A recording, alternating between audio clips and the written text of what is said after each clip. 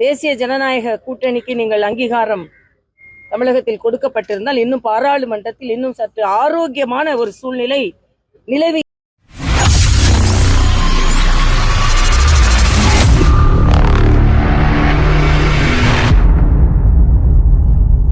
நீங்க பாத்தீங்கன்னா நான் எனது கடுமையான கண்டனத்தை ராகுல் காந்தி அவர்களுக்கு நான் தெரிவித்துக் கொள்கிறேன். இந்துக்கள் என்றாலே வன்முறையாளர்கள் என்று சொல்லி ஒட்டுமொத்தமான இந்துக்களையும் அவர் மிகவும் மோசமாக விமர்சித்திருக்கிறார். இதற்கு எங்களது கடுமையான கண்டனத்தை நாங்கள் தெரிவித்து இருக்கிறோம். அது மட்டுமல்ல, ஒரு பாராளுமன்றத்திற்கு என்று ஒரு விதிமுறைகள் இருக்கிறது, நடைமுறைகள் இருக்கிறது. இதையெல்லாம் மீறி படம் காண்பித்துக் கொண்டிருந்தார் நேற்று. ஆக இது 3 அமைச்சர்கள் அவருக்கு எழுந்து பதில் சொன்னார்கள் அப்படின்றத எதிர்மறையா சொல்றாங்க.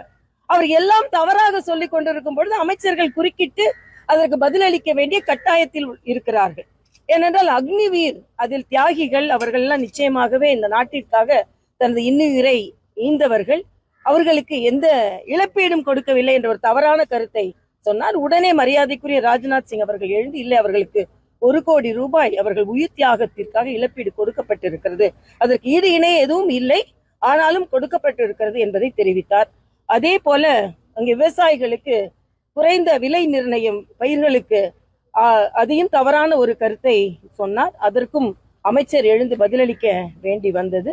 அதே மாதிரி மரியாதைக்குரிய உள்துறை அமைச்சரும் அவர் சொன்ன கருத்துக்கு பதிலளிக்க வேண்டி வந்தது. ஆனால் நேற்று நீங்கள் பாராளுமன்றத்தை நீங்கள் பார்த்தீர்கள் என்றால் ஏதோ தனக்கு விளம்பரம் தேடிக்கொள்ள வேண்டும், ஏதோ முதல் பேச்சை இப்படித்தான் பேச வேண்டும் என்று எதிர்மறை பேச்சாக ஒரு பயிற்சியின்மை, ஒரு முதிர்ச்சியின்மையோடு எதிர்கட்சி தலைவர் பேசினார் என்பதைத்தான் ராகுல் காந்தி அவர்கள் பேசினார். எல்லாவற்றிற்கும் மேலாக மிகுந்த மன வருத்தத்தை சார்ந்தது, மன வருத்தம் ஏற்படுத்தக்கூடியது. 40 பேர், 39 பாராளுமன்ற உறுப்பினர்கள், பாண்டிச்சேரி உட்பட 40 பேர் இங்கே இந்துக்களின் உணர்வுகள் புண்படும் அளவிற்கு ராகுல் காந்தி பேசினாலும் இவர்களின் வாக்குகளை எல்லாம் வாங்கியவர்கள் ஒரு எதிர்ப்பு குரல் கூட கொடுக்காமல் அமர்ந்திருந்ததுதான் நமக்கெல்லாம் வேதனை. அதனால் இவர்கள் அப்படித்தான் செய்வார்கள். இந்த 40 பேர் அங்கே சென்றது தமிழகத்திற்கு எந்த பலனும் இருக்காது, சத்தம் போடுவார்கள், அவ்வளவுதான். அதனால் இன்று ஒரு வேதனையான நிலையை பாராளுமன்றத்தில் நாம் பார்த்திருக்கிறோம். ஆனால் இதை எதிர்கொள்வதற்கு தேசிய ஜனநாயக கூட்டணி, மரியாதைக்குரிய பாரத பிரதமர் அவர்கள் தயாராகவே இருப்பார்கள் என்பதுதான் எனது கருத்து. அதே மாதிரி மதுவிலக்கு கொள்கை, இந்த பாராளுமன்ற உறுப்பினர், உங்களது தொகுதியில் வெற்றி பெற்ற பாராளுமன்ற உறுப்பினர் கனிமொழி அவர்கள் ஆட்சிக்கு வருவதற்கு முன்னால் மதுவிலக்கை பற்றி அவ்வளவு பேசினார்கள். ஆனால் இன்று பத்திரிகையாளர் சந்திப்பதை கூட அவர்கள் தவிர்க்கும் அளவிற்கு பயந்து போயிருக்கிறார்கள். ஏனென்றால் சொன்னதை எதையுமே செய்யாமல் தான் அவர்கள் இருந்து கொண்டிருக்கிறார்கள். அதற்கும் நான் எனது கண்டனத்தை தெரிவித்துக் கொள்கிறேன். என்றால் கள்ளக்குறிச்சி சம்பவம் எல்லோரும் மனதிற்கு மிகுந்த வேதனை. அது 60ற்கு மேற்பட்ட உயிர்கள் இன்று காவு வாங்கப்பட்டிருக்கிறது. முதலமைச்சர் அங்கே போய் கூட பார்க்கவில்லை, துறை சார்ந்த அமைச்சர் அங்கே போய் பார்க்கவில்லை.